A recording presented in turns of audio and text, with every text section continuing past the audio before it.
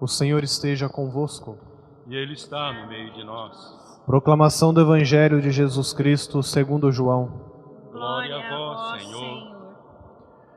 Naquele tempo, ao passar, Jesus viu um homem cego de nascença. Os discípulos perguntaram a Jesus: Mestre, quem pecou para que nascesse cego, ele ou seus pais?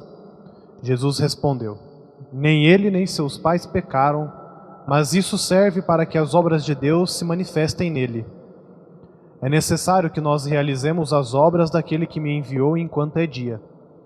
Vem a noite em que ninguém pode trabalhar. Enquanto estou no mundo, eu sou a luz do mundo. Dito isto, Jesus cuspiu no chão, fez lama com a saliva e colocou-a sobre os olhos do cego. E disse-lhe: Vai lavar-te na piscina de Siloé, que quer dizer enviado. O cego foi, lavou-se e voltou enxergando. Os vizinhos e os que costumavam ver o cego, pois ele era mendigo, diziam: Não é aquele que ficava pedindo esmola? Uns diziam: Sim, é ele. Outros afirmavam: Não é ele, mas alguém parecido com ele. Ele, porém, dizia: Sou eu mesmo. Então lhe perguntaram: Como é que se abriram os teus olhos? Ele respondeu: Aquele homem chamado Jesus fez lama, colocou-a nos meus olhos e disse-me: Vai a Siloé e lava-te. Então fui, lavei-me e comecei a ver. Perguntaram-lhe: Onde está ele? Respondeu: Não sei. Levaram então aos fariseus o homem que tinha sido cego. Ora, era sábado, o dia em que Jesus tinha feito lama e aberto os olhos do cego. Novamente, então, lhe perguntaram os fariseus como tinha recuperado a vista. Respondeu-lhes: Colocou lama sobre meus olhos. Fui lavar-me e agora vejo. Disseram então alguns dos fariseus: Esse homem não vem de Deus, pois não guarda o sábado. Mas outros diziam: Como pode um pecador fazer tais sinais? E havia divergência entre eles. Perguntaram outra vez ao cego: E tu que dizes daquele que te abriu os olhos? Respondeu: É um profeta. Então os judeus não acreditaram que ele tinha sido cego e que tinha recuperado a vista. Chamaram os pais dele e perguntaram-lhes: Este é o vosso filho que dizeis ter nascido cego? Como é que ele está enxergando? Os seus pais disseram: Sabemos que este é o nosso filho que nasceu cego. Como agora está enxergando, isso não sabemos. E quem lhe abriu os olhos também não sabemos. Interrogai-o, ele é maior de idade, ele pode falar por si mesmo. Os seus pais disseram isso porque tinham medo das autoridades judaicas. De fato, os judeus já tinham combinado expulsar da comunidade quem declarasse que Jesus era o Messias. Foi por isso que seus pais disseram: É maior de idade, interrogai-o a ele. Então os judeus chamaram de novo o homem que tinha sido cego. Disseram-lhe: Dá glória a Deus, não sabemos que esse homem é um pecador. Então ele respondeu: Se ele é pecador, não sei. Só sei que eu era cego e agora vejo. Perguntaram-lhe então: Que é que ele te fez? Como te abriu os olhos? Respondeu ele: Eu já vos disse e não escutastes. Por que quereis ouvir de novo? Por acaso quereis tornar-vos discípulos dele? Então insultaram-no, dizendo: Tu sim és discípulo dele, nós somos discípulos de Moisés. Nós sabemos que Deus falou a Moisés, mas esse não sabemos de onde é. Respondeu-lhes o homem, espantoso: Vós não sabeis de onde ele é? No entanto, ele abriu-me os olhos. Sabemos que Deus não escuta os pecadores, mas escuta aquele que é piedoso e que faz a sua vontade. Jamais se ouviu dizer que alguém tenha aberto os olhos a um cego de nascença. Se este homem não viesse de Deus, não poderia fazer nada. Os fariseus disseram-lhe: Tu nasceste todo em pecado e estás nos ensinando? E expulsaram-no da comunidade. Jesus soube que o tinham expulsado. Encontrando-o, perguntou-lhe: Acreditas no Filho do Homem? Respondeu ele: Quem é, Senhor, para que eu creia nele? Jesus disse: Tu o estás vendo, é aquele que está falando contigo. Exclamou ele: Eu creio, Senhor, e prostrou-se diante de Jesus. Então Jesus disse: Eu vim a este mundo para exercer um julgamento, a fim de que os que não veem vejam e os que veem se tornem cegos. Alguns fariseus que estavam com ele ouviram isto e lhe disseram: Porventura também nós somos cegos? Respondeu-lhes Jesus: Se fosseis cegos, não teríeis culpa. Mas como dizeis, nós vemos, o vosso pecado permanece. Palavra da salvação. Glória a vós, Senhor.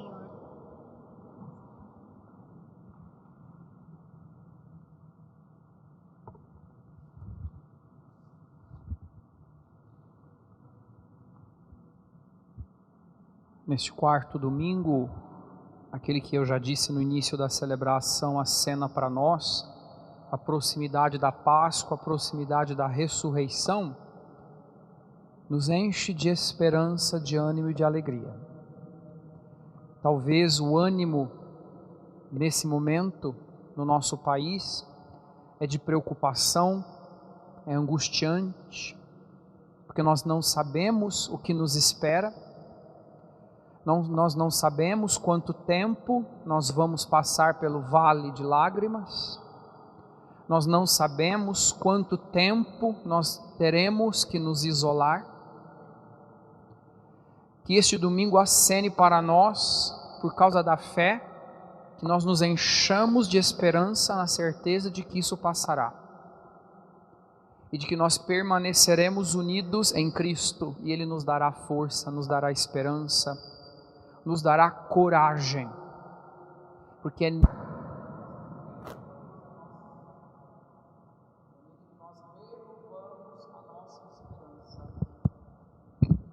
é nele que nós buscamos a compreensão de todas as coisas. Então nós temos a certeza de que nele nós venceremos. Essa é a certeza que nós temos. Temos uma batalha para enfrentar. Mas se nós permanecermos unidos a Ele, nós seremos vencedores, porque Ele nos dará a vitória. E agora, o que podemos fazer é juntar nossas forças para permanecermos nas nossas casas. Por isso nós temos feito de tudo, unido também nossas forças, para que através dos meios de comunicação, você que está em casa, que não pode estar aqui, comungue, faça comunhão, união conosco, que estamos aqui rezando por vocês. É o que nós precisamos agora viver e fazer. A liturgia de hoje, o quarto domingo, é uma catequese batismal. Está nos lembrando da beleza do batismo, que nos ilumina de tal forma que nos devolve a capacidade de enxergar, de ver a verdade, descobrir Jesus.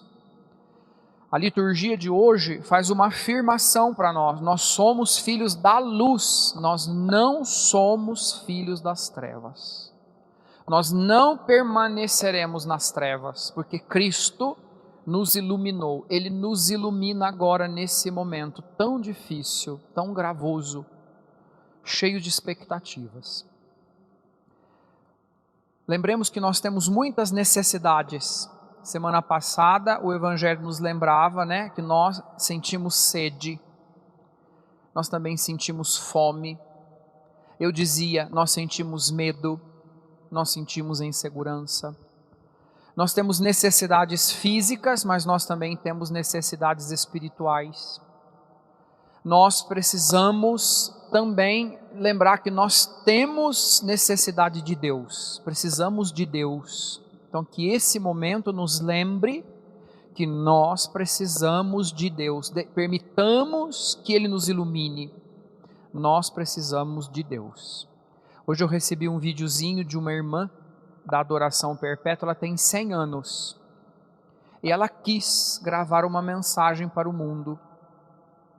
O convento dela na Itália, 59 irmãs estão contaminadas com o novo vírus, todas idosas. Então a expectativa dela na mensagem era: talvez seja a última mensagem que eu vou deixar para o mundo, porque eu não sei se eu vou sobreviver. E ela disse assim, em poucas palavras: Deus tentou de muitos modos falar conosco, com a humanidade. Agora Ele encontrou um modo de tocar a nossa fraqueza para nos despertar para uma realidade. Ele é Deus. Porque nós estamos fazendo experiência da fraqueza humana. Nós não podemos fazer nada, impotentes. E agora não é hora de culpar ninguém. Porque a nossa tendência é culpar os outros, é encontrar um culpado. Agora não é hora de culpar ninguém, agora é hora de encontrarmos uma solução.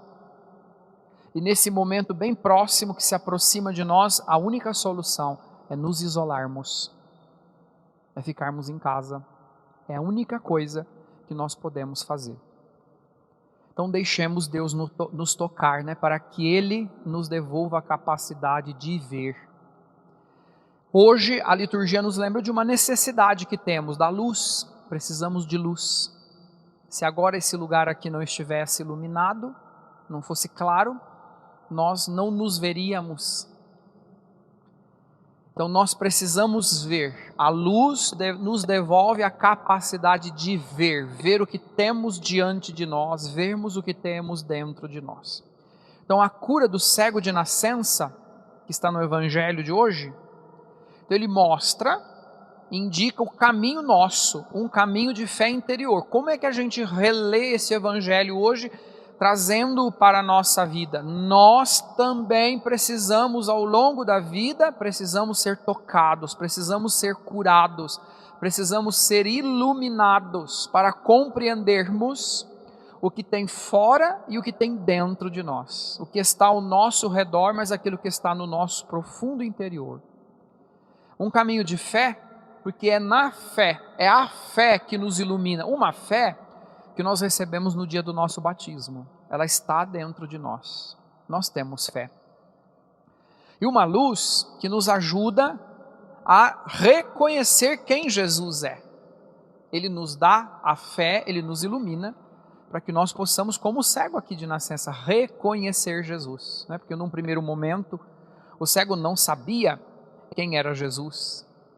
É Jesus que se aproxima do cego, é Jesus que unge o cego. E essa unção lembra bem para nós a unção do batismo. A primeira leitura, a unção de Davi, lembra para nós a unção do batismo. Fomos ungidos, somos ungidos, Deus nos unge com o seu Espírito. E nós vamos pedir hoje, peçamos juntos, que Deus unja-nos com o seu Espírito para esse momento. É Ele que nos dá essa força para na fé continuarmos esse caminho. Depois, no segundo momento, o cego do Evangelho, ele se coloca diante de Jesus e ele vê Jesus por si só. Jesus vê o cego curado vê Jesus. Num primeiro momento, aquele cego não podia reconhecer Jesus, mas Jesus reconhecia a necessidade daquele cego. Num segundo momento, iluminado, cheio de fé, curado, o cego é capaz de se prostrar e dizer: Tu és meu Senhor. Um ato de fé.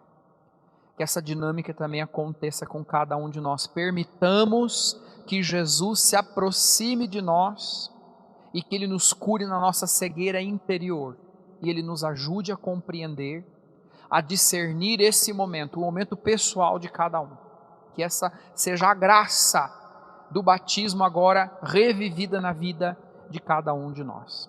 Que isso aconteça no profundo do nosso coração. E que Ele nos dê, que Jesus nos dê mesmo essa capacidade de ver de um modo novo. O que seria para nós a cura da cegueira? A capacidade de ver o mundo e as coisas através de um olhar novo, o olhar de Deus, o olhar da fé. Então, numa primeira fase do Evangelho de hoje, o que a gente vai perceber?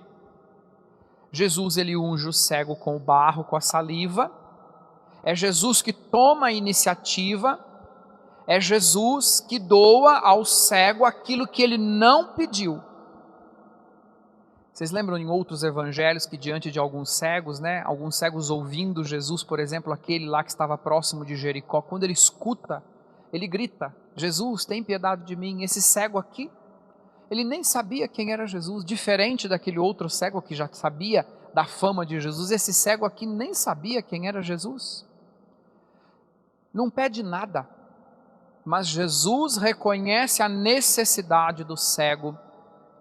Coloquemo-nos como humanidade diante de Jesus. Aqui está a humanidade.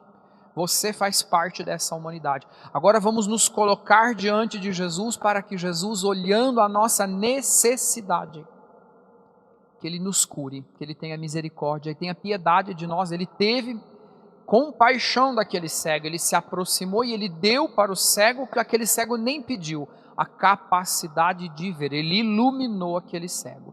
Numa segunda fase do Evangelho, podíamos ter terminado aqui, tudo maravilhoso, tudo bom.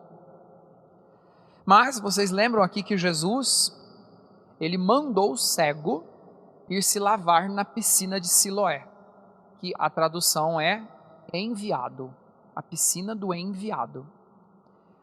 E olha que coragem teve esse cego, que confiança ele teve na pessoa de Jesus, que talvez ele nem conhecesse. Ele foi se lavar. Se ele não tivesse ido se lavar, talvez todo o processo de cura não tivesse acontecido. Mas ele confiou, ele acreditou em Jesus e ele foi se lavar na piscina do enviado. Então ele se lavou na pessoa do enviado, porque Jesus é o enviado. Não é à toa que Jesus manda ele àquela piscina. Não é à toa que Jesus remete aquela pessoa do cego e a nossa pessoa à sua pessoa. Ele é o enviado, é Ele que nos lava, é Ele que nos purifica, é Ele que nos dá a graça, é Ele que nos dá uma vida nova. Então é nele, temos que ir a Ele, temos que confiar nele, temos que esperar nele e Ele nos iluminará. E depois disso, vocês lembram bem aqui, né? Na leitura do Evangelho, primeiro acontece um encontro com Jesus, ele passa a enxergar, mas depois ele ainda tem um outro compromisso, reconhecer Jesus. Isso só vai acontecer no final do Evangelho, depois desse longo e cansativo interrogatório, que é uma tendência nossa. Mas quem foi? Quem fez? De quem é a culpa? E aqui eu faço um adendo. Lembrando bem desse episódio, desse grande interrogatório, a família não quer se envolver, ele já tem idade para responder por si mesmo, todo mundo assim meio buscando uma desculpa, não é? Está bem presente aqui essa necessidade que as pessoas têm hoje de uma lógica retributiva. Mas nesse momento nós precisamos entrar numa lógica restaurativa, que nos ilumine, não pensando aí nessa retribuição.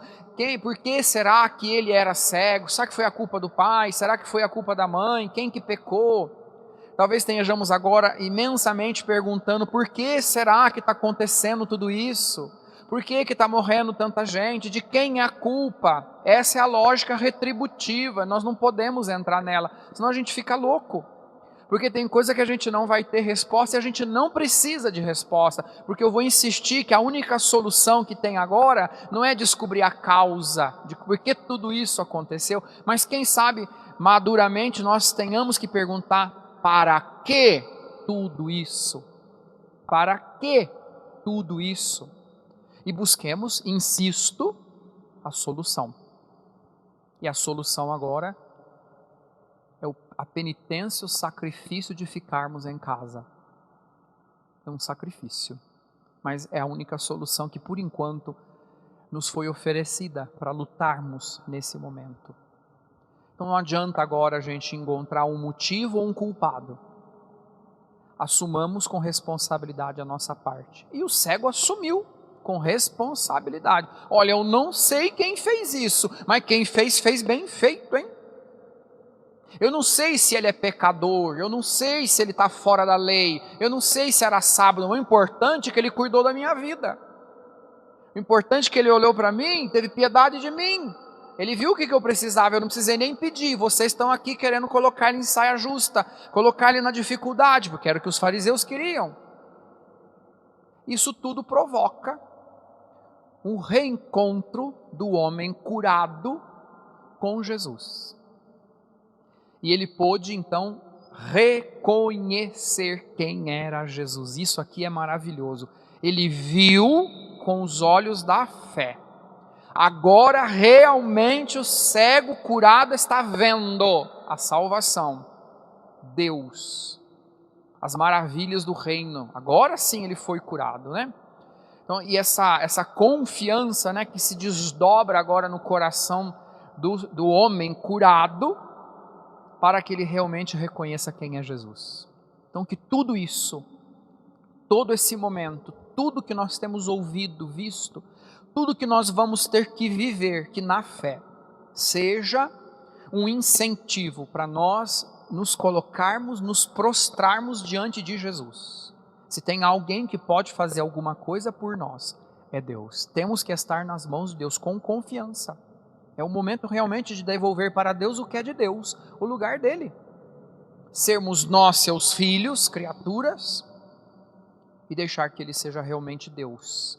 E ele faça por nós aquilo que realmente é necessário. Então vamos agora juntos com a igreja, juntos em casa, na oração, vamos juntos professar a nossa fé. Creio em Deus, Pai Todo-Poderoso, Criador do céu e da terra, e em Jesus Cristo, seu único Filho, nosso Senhor.